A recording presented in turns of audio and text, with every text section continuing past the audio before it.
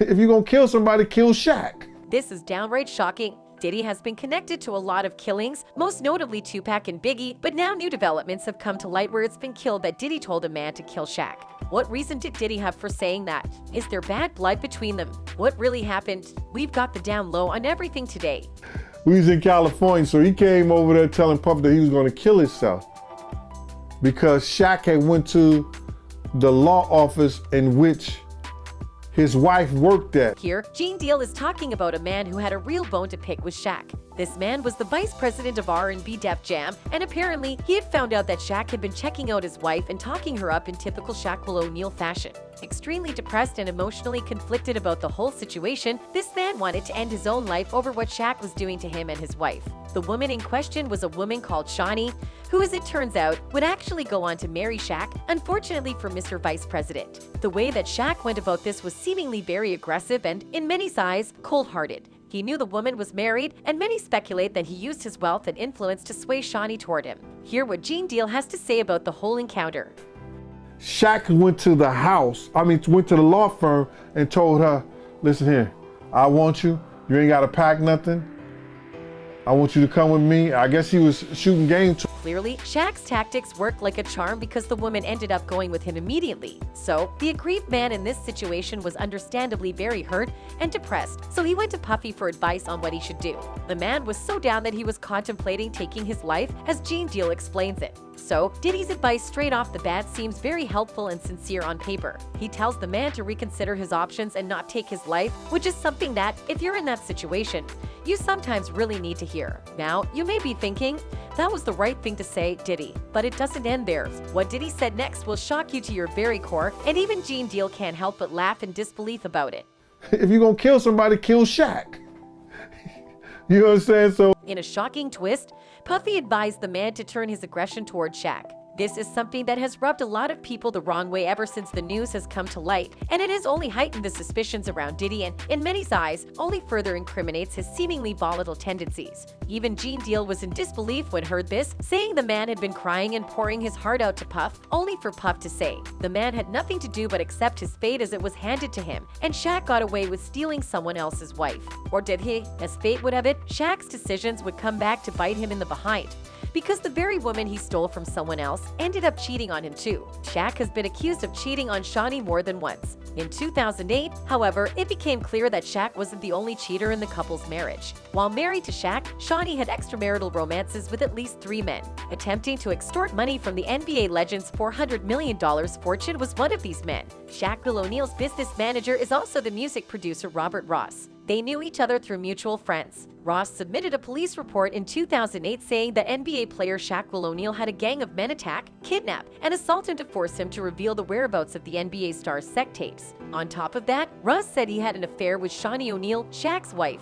Shaq hired a private investigator to confirm the same thing, and the investigator confirmed Shaq's suspicions. Shawnee's infidelity with Shaq was not an isolated incident. She had dated a Miami trainer who was 10 years younger than she was, as well as a lawyer. Ross said in the lawsuit that he had been a close personal friend and confidant of O'Neal, and that the former Lakers center befriended him knowing of his criminal record and his past association with the Main Street Crips. Ross claimed that O'Neal plotted to have him kidnapped, attacked, robbed, and threatened because of the fear that the sex video might become public, and because of defendant O'Neal's raging jealousy. Ross claimed in court evidence and to law enforcement that he never had a sex tape of O'Neal and that he lied about the tape to try to receive the money he felt he was owed from the record agreement.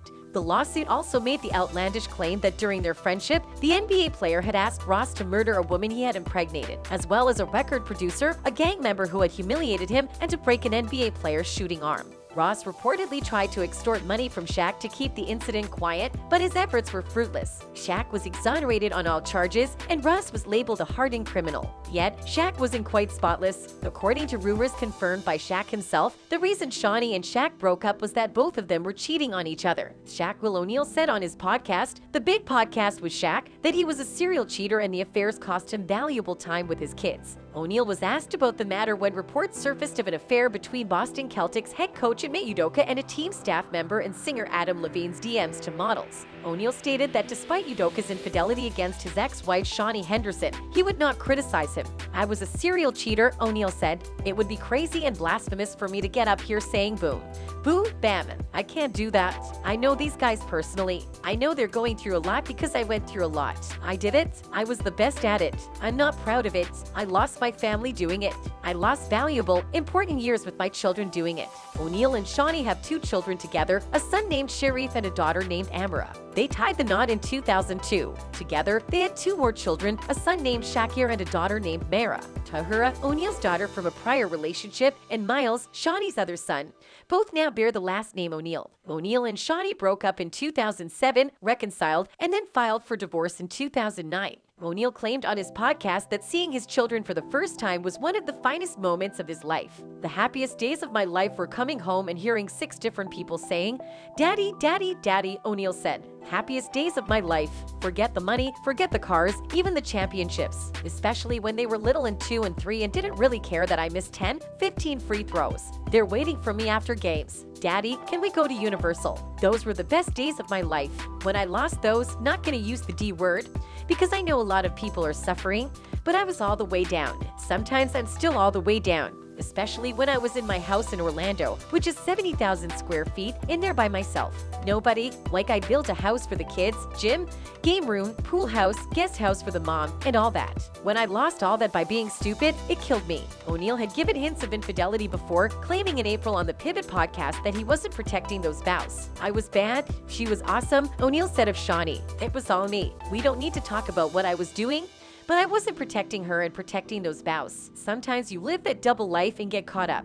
I'm not going to say it was her. It was all me." O'Neal claimed he got back on his feet after his divorce because he knew he still had to be a good father. "I may not be a husband, but I'll always be a father, and a father's job is to protect, provide, and love," he said. It looks like O'Neal and his kids are getting along great these days, especially his boys. Sharif was on the Summer League squad for the Los Angeles Lakers and is currently a member of the G League squad. Shakir attends Texas Southern University and participates in basketball. For the win, O'Neal revealed that he stresses the value of taking a unique path while counseling his sons on how to break into the NBA. But as it turns out, Shaq and Diddy are actually really good friends now. The 2 have been through their own fair share of trouble and caused their fair share too.